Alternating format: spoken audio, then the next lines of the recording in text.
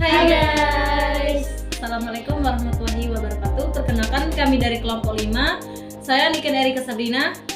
Saya Nutri Hera. Saya Alfi Maisari. Saya Marcella Abiburi. Dan selamat menikmati video kami. Oke, langsung saja di sini kami akan menjelaskan tentang sistem pemerintahan yang diterapkan 7 presiden di Indonesia. Untuk yang pertama ada Bapak Insinyur Soekarno.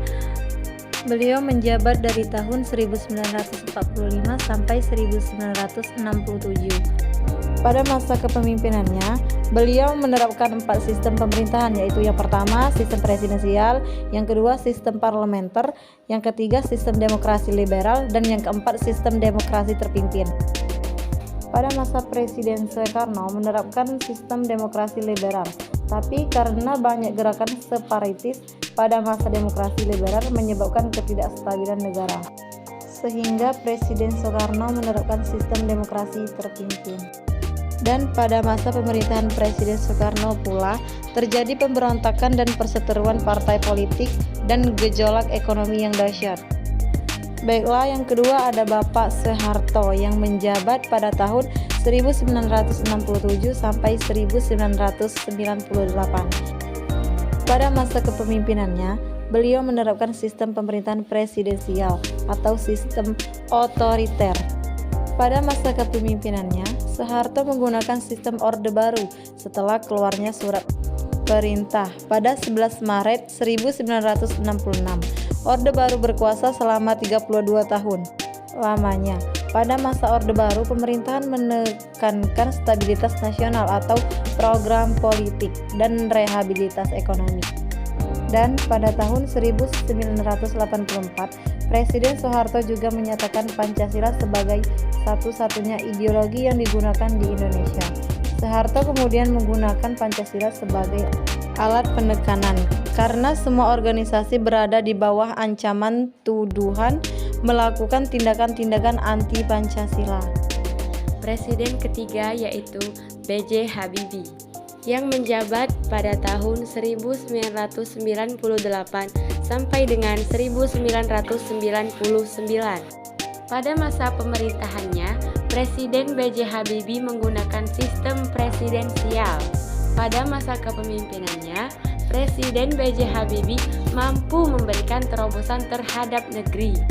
Beliau juga menjadi peletak dasar-dasar demokrasi. Di bawah kepemimpinannya, kebebasan pers sangat pesat karena politik banyak dibebaskan dan melakukan reformasi militer dan kepolisian. Pada masa kepemimpinannya pula, Presiden B.J. Habibie juga menerapkan kebijakan pemerintahan, yaitu otonomi daerah yang lebih demokratis dan meluas melalui TAP MPR, menciptakan kebebasan berpolitik, menerapkan sistem multipartai dalam pemilu, menciptakan kebebasan pers tentang perlindungan pers dan tugas wartawan, serta membatasi masa jabatan presiden maksimal 2 kali masing-masing 5 tahun. Kebijakan yang paling kontroversial pada masa jabatan Presiden B.J. Habibie adalah memberikan referendum kepada Timor Timur, tapi hasil yang didapat Timor Timur lepas dari NKRI setelah laporan pertanggungjawabannya ditolak MPR. Presiden B.J. Habibie tidak mencalonkan diri lagi. 4. Presiden Abdurrahman Wahid atau sering disapa dengan Gus Dur. Dengan masa pemerintahan 1999 sampai 2001. Pada masa kepemimpinannya, Presiden Abdurrahman Wahid menerapkan sistem pemerintahan parlementer. Pada masa pemerintahan Presiden Gus Dur, sejumlah konflik sosial berhasil diredam.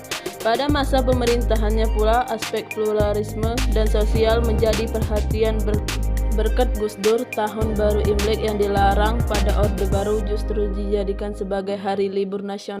Presiden Gus Dur pula yang menyarankan Konghucu sebagai tambahan agama yang diakui di Indonesia. Kebijakan paling kontroversial adalah mengancam mengeluarkan dekrit pembubaran parlemen. Dekrit tersebut berisi 1. Membekukan Partai Golkar, 2. Pembubaran MPR, 3. Mempercepat pemilu, namun tidak memperoleh dukungan. Dan pada tanggal 23 Juli MPR secara resmi memakzulkan atau menurunkan jabatan Gus Dur. Kelima, Presiden Megawati Soekarnoputri dengan jabatan 2001 sampai 2004. Megawati merupakan presiden perempuan pertama di Indonesia. Pada masa kepemimpinannya, Presiden Megawati menerapkan sistem pemerintahan, sistem politik, dan sistem ekonomi.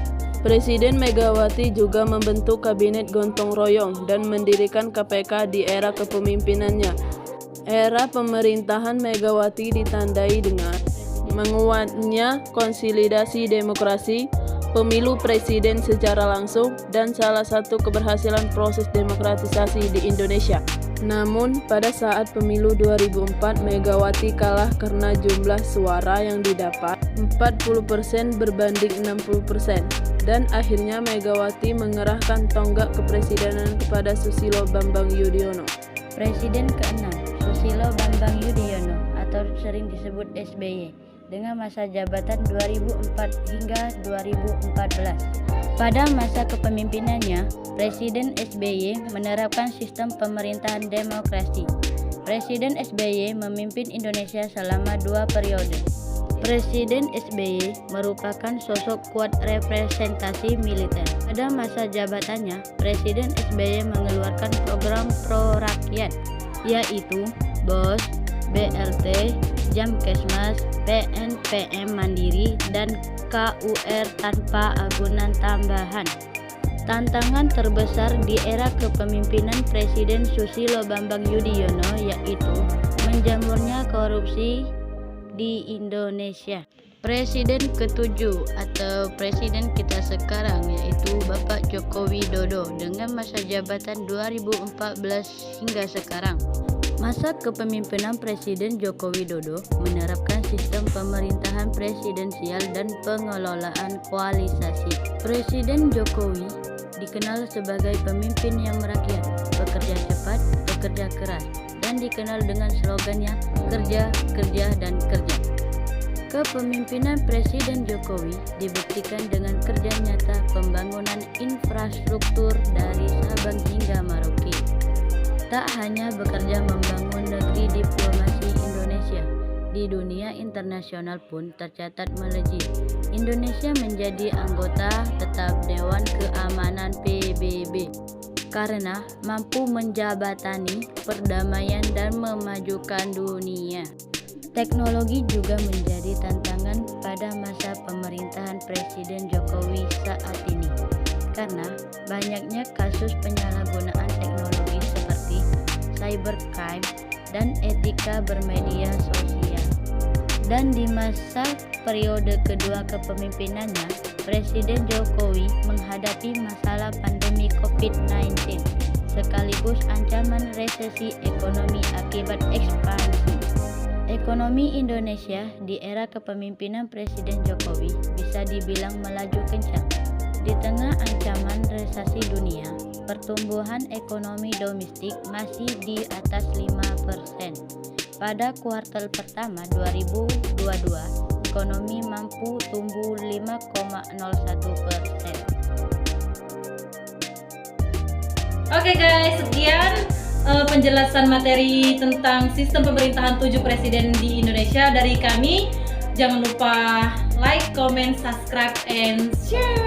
Bye. Terima kasih.